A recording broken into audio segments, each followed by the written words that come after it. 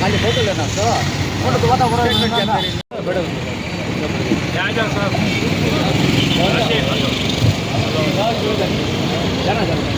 ವಿಶ್ವಾಸದಿಂದ ಈ ಕನ್ನಡ ಭಾಷೆಗೆ ಮುಂದೆ ತರೋದಕ್ಕೆ ಈ ಏರಿಯಾದಲ್ಲಿ ಬಹಳ ಮಾಡಿದ್ದಾರೆ. ಮಾತನಾಡೋಕೆ ಅವಕಾಶ ಕೊಟ್ಟಿದ್ದೀವಿ. ನಿಮಗೆಲ್ಲ ನಮಸ್ಕಾರ. ಕೋಲಾರದ ಮುಖಂಡರು ಮತ್ತು ಅಂತಾರಾಷ್ಟ್ರೀಯ ಬಾಸ್ಕೆಟ್ಬಾಲ್ ಕನ್ನಡ ರಾಜ್ಯೋತ್ಸವ ಬಗ್ಗೆ ತಮ್ಮ ಅನಿಸಿಕೆಗಳನ್ನು ಹೇಳಿರ್ತಾರೆ. ಅದಕ್ಕೆ ನಾವು ಇದು 30ನೇ ವರ್ಷ ಕರ್ನಾಟಕ ರಾಜ್ಯೋತ್ಸವವನ್ನು ಟವರ್ನಲ್ಲಿ ಮಾಡ್ತಾ ಇದ್ದೀವಿ. ನಿಮಗೆ ಒಂದು ಮಾತು ಹೇಳೋಕ್ಕೆ ನಾನು ಇಷ್ಟಪಡ್ತೀನಿ. ವಾಪಸ್ಸು ಬರ್ತಾ ಇದ್ದಾರೆ.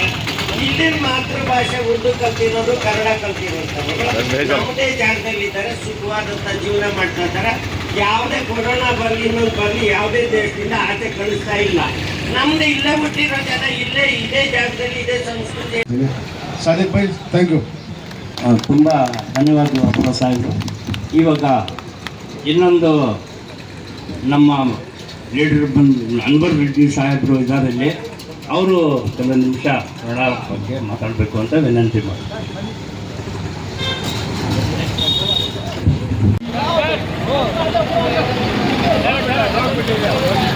ಬನ್ನಿ ಸರ್ ಬನ್ನಿ.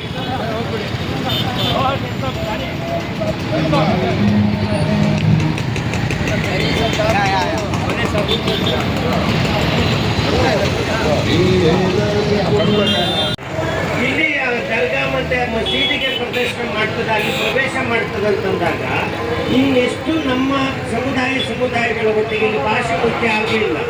ಪ್ರೀತಿ ವಿಶ್ವಾಸ ಮತ್ತು ಸಹೋದರತ್ವ ಎಷ್ಟೊಂದು ಬೆಸೆಯುತ್ತೆ. ನಮ್ಮ ಪ್ರೀತಿ ವಿಶ್ವಾಸ ಮತ್ತೆ ಒಂದು ನಾಟಲ್ಲಿ ಒಟ್ಟಿಗೆ ನಾವು ಹುಟ್ಟಿ ಬೆಳೀತಾ ಇರೋದನ್ನ ಬಾಂಧವ್ಯನ ಬೆಳೆಸೋದಕ್ಕಾಗಿ ಆ ಒಂದು ಸಂಸ್ಕೃತಿ ಪರಂಪರೆಯಾಗಿ ಬೆಳೆದು ಬಂದಿರೋದು ಇವತ್ತಿಗೂ ಮುಂದುವರಿತಾ ಇದೆ. ಅದರಿಂದ ಹಿಂದೆ ಏನೋ ಒಂದು ತಪ್ಪು ಕಲ್ಪನೆ ಈ ಜಾಗದ ಬಗ್ಗೆ ಇತ್ತು.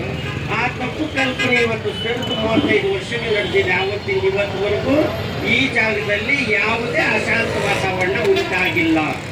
ಅದನ್ನು ಹೇಳಲಿಕ್ಕೆ ನಾನಂತೂ ಬಹಳ ಹೆಮ್ಮೆ ಪಡ್ತಾ ಇದ್ದೀನಿ.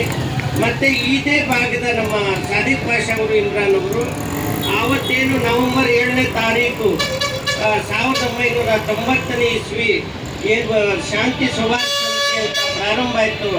ಪ್ರವಾಸಿ ಮಂದಿರದಲ್ಲಿ ಅವತ್ತಿಂದ ಇವತ್ತವರೆಗೂ ಉಳಿದುಕೊಂಡಿದೆ ಮತ್ತು ವಾತಾವರಣ ಕಲುಷಿತಗೊಂಡಿದೆ. ಬಟ್ ಹಿಂದಿನ 35 ವರ್ಷಗಳ ಹಿಂದಿನ ದಿನ ಮೆಲುಕಾಕೊಂಡಾಗ ಇಲ್ಲಿ ಒಂದು ಎಷ್ಟು ಜನ ಒಂದು ಗುಣಮಟ್ಟದ ಜನ ಇದ್ದರು. ಅವರವರ ದುಡಿಮೆ, ಅವರವರ ಬದುಕು, ಅವರವರ ಜನರೊಟ್ಟಿಗೆ ಪ್ರೀತಿ ವಿಶ್ವಾಸ ಬಹಳ ಅತ್ಯಂತ ಒಂದು ಹಳೆ ಪರಂಪರೆ ಇಲ್ಲಿದೆ. ಮತ್ತು ಇನ್ನೂ ಇಲ್ಲಿ ನಮ್ಮ ಟಿಪ್ಪು ಸುಲ್ತಾನ್ ಅವರ ವಂಶಜರು ಇರ್ತಕ್ಕಂಥ ಒಂದು ಸಮಾಧಿಗಳಿರುವಂಥ ಒಂದು ದರ್ಗಾ ಇದೆ ಮತ್ತು ಮಸೀದಿ ಇದೆ. ಈ ಮಸೀದಿಗೆ ಹಿಂದಿನ ವಹಿಸಬೇಕು ಅಂತ ನಾನು ಕೇಳ್ಕೊಳ್ತೀನಿ.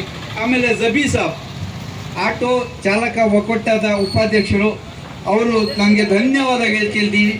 ಅವರು ನಿಮ್ಮ ತಂಡ ತಗೊಂಡು ಬಂದು ಇಲ್ಲಿ ಭಾಗವಹಿಸಿದ್ದಾರೆ. ಅಧ್ಯಕ್ಷರು ತಾಲೂಕು ಅಧ್ಯಕ್ಷರು ಅವರು ಬಂದಿದ್ದಾರೆ. ದೇವರು ನಿಮಗೆ ಒಳ್ಳೇದು ಮಾಡಲಿ. ಎಲ್ಲ ನಿಮ್ಮ ಯಾರ್ಯಾರು ಇದ್ದಾರೆ, ಅಮ್ಜದ್ ಭಾಯ್ ಇದ್ದಾರೆ, ಕೋಲಾರ ಜಿಲ್ಲೆ ಅಧ್ಯಕ್ಷ ಸ್ವಾಗತವನ್ನು ಬಯಸ್ತೀವಿ. ಧನ್ಯವಾದಗಳು ಸಹ ಹೇಳ್ತೀವಿ. Thank you.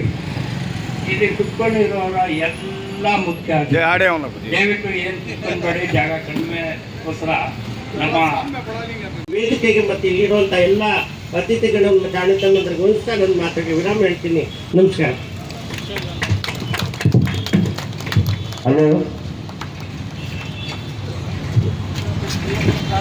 ತುಂಬ ಧನ್ಯವಾದ ಬಡ್ಡಿ ಕಮ್ಯುನಿಟಿಗೆ.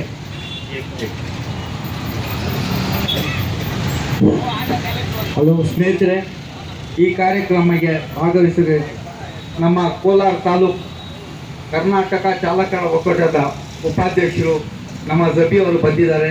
ಮೊನ್ನೆ ಈ ಕಾರ್ಯಕ್ರಮದ ಬಗ್ಗೆ ಅವ್ರಿಗೆ ಹೇಳಿದ್ರೆ, ಅಣ್ಣ ನಾನು 50 ಜನ ಕರ್ಕೊಂಡು ಬರ್ತೀನಿ ಅಂದರು. ಬೇಡಪ್ಪ, ಒಂದು 25 ಜನ ಆದರೂ ಬಾ ಅಂತ ಕರ್ಕೊಂಡು ಬಂದಿದ್ದಾರೆ. ಅವ್ರಿಗೆ आज खुशखबरी का कर्नाटक राज्योत्सव मनाया जा रहा है आलिशान टावर में। मैं तमाम आवाम से और सामने जो ऑटो ये है ऑटो यूनियन लीडर है, उनको भी ये आपको हमारा तुम्हारा सबका हक बनता सो, कन्नड़ मतलब सबका हक बनता सो। आने वाले दिनों में आज जीते ही हजारों तादाद में हम जनता में इसको करना सो कि तो ये कर्नाटक हमारा है, हमारा हक है। जैसा कि हमने रमजान खुद से बना दी नहीं, ऐसा कर्नाटक राज्य को भी हम ऐसे बनाना सो। हमारी जान पहचान हमारा कर्नाटक है, इसलिए मैं तमाम खासकर नौजवान से आने वाले दिनों में सब एक होकर आने वाले चिल्ड्रंस को हमें पता चला जाए कर्नाटक क्या है, भाषा क्या है, हमें हमको समझाना सो। ये हमारा फर्ज है। अब तक सादिक भाई, इमरान भाई, अनवर भाई, सीनियर लीडर साथ कर लगा है। अब हम इसके साथ मिलकर जुड़कर ये आगे लेके चला जिम्मेदारी हमारी नौजवान होता है।